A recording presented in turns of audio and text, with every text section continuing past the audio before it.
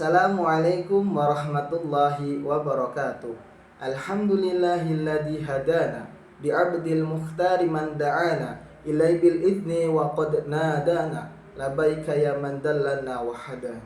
Allahumma sholli ala sayyidina Muhammad al-fatih lima ughliqa wal khatimi lima sabaqa nasiril haqqi bil haqq wal hadi ila siratikal mustaqim wa ala alihi haqqa qadrihi wa miqdaril adim amma ba'du.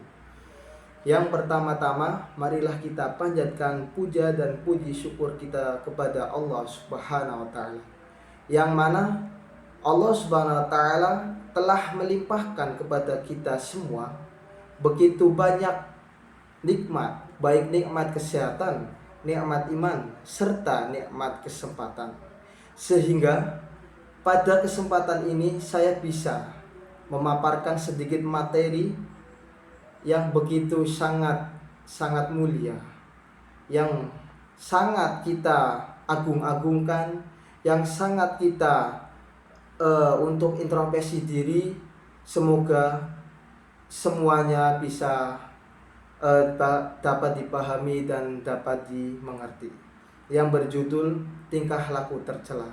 Kedua kalinya salawat serta salam tetap tercurah limpahkan kepada junjungan kita Nabiullah, Nabi Agung, Nabi akhir zaman, Nabi Muhammad sallallahu alaihi wasallam, yang mana beliau itu telah menghantarkan kita dari zaman zahiriyah menuju zaman ilmiah yang seperti sekarang ini. Semoga kita semua mendapatkan syafaatnya kelak di yaumil qiyamah. Amin amin ya rabbal alamin. Saudara-saudari yang saya banggakan, pada kesempatan yang berbahagia ini izinkan saya menyampaikan sedikit tausiah dengan tema tingkah laku tercela. Tema ini mungkin terdengar sederhana, bahkan terkesan sering kita dengar, namun justru karena sering didengar itulah kita kadang merasa sudah paham, padahal belum tentu kita benar-benar mengamalkannya. Karena apa? Yang paling berat dalam agama ini bukan hanya soal mengetahui, tetapi soal memperbaiki diri dan menjaga akhlak dalam kehidupan sehari-hari. Saudara-saudari yang saya banggakan, yang dimaksud dengan tingkah laku tercela itu apa? Tingkah laku tercela adalah segala bentuk perbuatan, ucapan, sikap maupun niat yang bertentangan dengan ajaran Islam, seperti nilai moral dan norma kebaikan. Tingkah laku tercela ini tidak selalu berbentuk dosa besar yang terlihat jelas. Kadang justru hadir dalam bentuk yang kecil atau sepele dan dianggap biasa. Misalnya, meremehkan orang lain, menganggap rendah pendapat orang, terus kemudian berbicara kasar dengan alasan bercanda, kemudian iri melihat keberhasilan orang lain. Contohnya itu seringkali dalam diri sendiri mengatakan, cuma bercanda, ini kan cuman ngomong apa adanya, seperti itu. Padahal dalam Islam itu bukan hanya isi perkataan yang dinilai, tetapi juga cara dan dampaknya. Boleh jadi niat kita bercanda kepada orang lain, tetapi hati orang lain itu terluka. Boleh jadi kita merasa jujur, tetapi kejujuran yang menyakiti tetap harus dijaga adabnya atau akhlaknya. Inilah yang sering luput dari perhatian kita.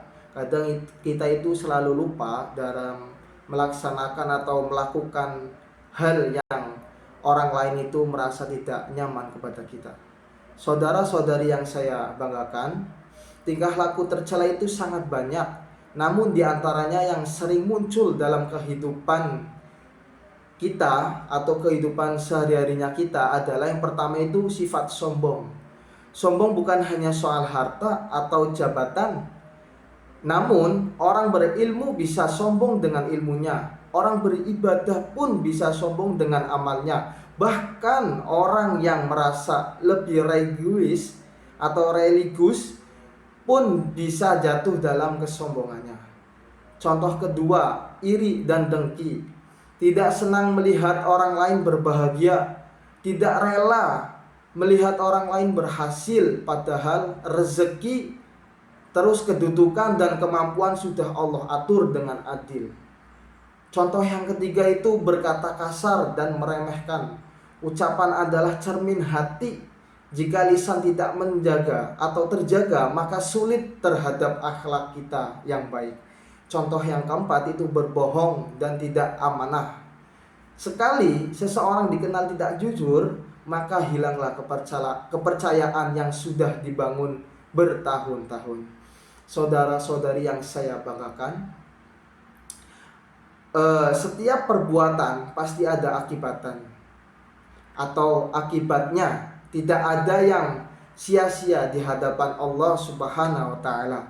Akibat yang pertama yaitu rusaknya hubungan sosial antara diri sendiri dan masyarakat. Orang yang lisannya tajam, sikapnya merendahkan dan perilakunya menyakitkan, lama-kelamaan akan dijauhi oleh semua orang ataupun di lingkungannya masing-masing. Bukan karena orang lain membenci, tetapi karena tidak sanggup menghadapi sikapnya atau karakternya seseorang. Akibat yang kedua yaitu hati menjadi keras. Tingkah laku tercela yang terus dilakukan tanpa penyesalan akan menutup hati dari nasihat seseorang. Orang seperti ini tuh sulit untuk dinasehati, sulit ditegur dan merasa selalu benar. Pasti itu orang yang seperti itu. Akibat yang ketiga, hilangnya keberkahan hidup. Boleh jadi seseorang terlihat sukses tetapi hidupnya tidak tenang. Banyak di lingkungan saya pribadi pun banyak. Bahkan bisa dikatakan itu 60% bisa jadi. Boleh jadi rezekinya banyak tetapi hatinya gelisah. Karena apa? Karena keberkahan itu hanya hadir pada akhlak yang baik. Saudara-saudari yang saya banggakan, di dalam Quran Allah Subhanahu wa taala berfirman di Quran surah An-Nisa ayat 36 yang artinya sesungguhnya Allah tidak menyukai orang-orang yang sombong dan membanggakan diri. Ayat ini itu menjadi peringat keras bagi kita semua. Allah tidak mengatakan Allah membenci harta atau Allah membenci jabatan, tetapi Allah membenci kesombongan yang orang dilakukan. Artinya, apapun yang kita miliki, baik secara jabatan, kedudukan, prestasi, jika melahirkan kesombongan, maka disitulah masalahnya. Saudara-saudari yang saya banggakan, mari sejenak kita bercermin diri, bukan untuk menyalahkan orang lain, tetapi untuk menilai diri sendiri. Sudahkah ucapan kita menenangkan atau justru menyakitkan? Dengan tanda tanya. Sudahkah ucapan kita menenangkan atau justru menyakitkan? Dengan tanda tanya. Sudahkah sikap kita sudah merangkul seseorang atau malah merendahkan? Dengan tanda tanya. Sudahkah kita rendah hati atau merasa paling benar? Dengan tanda tanya. Semua itu kita harus menintrospeksi diri masing-masing. Apapun, semua hal yang kita lakukan itu ada dampak dan akibatnya. Seringkali musuh itu terbesar kita bukan orang lain, tetapi ego dalam diri kita masing-masing. Dan ingatlah, akhlak tidak dinilai ketika kita sedang dipuji, tetapi ketika kita sedang berbeda pendapat, sedang kecewa dan sedang diuji. Saudara-saudari yang saya banggakan, marilah kita simpulkan dari tema ini yang berjudul tingkah laku tercela, bahwasanya tingkah laku tercela adalah perilaku yang merusak diri sendiri, merusak hubungan sosial, serta menjauhkan kita dari ridhonya Allah Subhanahu wa taala.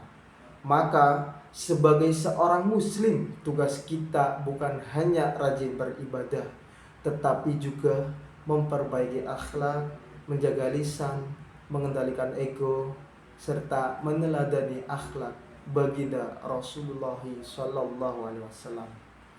Sebagai penutup, marilah kita menjadi pengikat bagi kita semua, terutama bagi diri saya sendiri. Jika ada kata-kata yang kurang berkenan di hati kalian semua, itu semata-mata berasal dari keterbatasan saya sendiri. Dan kebenaran sejati hanyalah milik Allah, oleh Allah Subhanahu wa Ta'ala. Syukron katsiron atas perhatiannya. Kurang lebihnya mohon maaf. Assalamualaikum warahmatullahi wabarakatuh.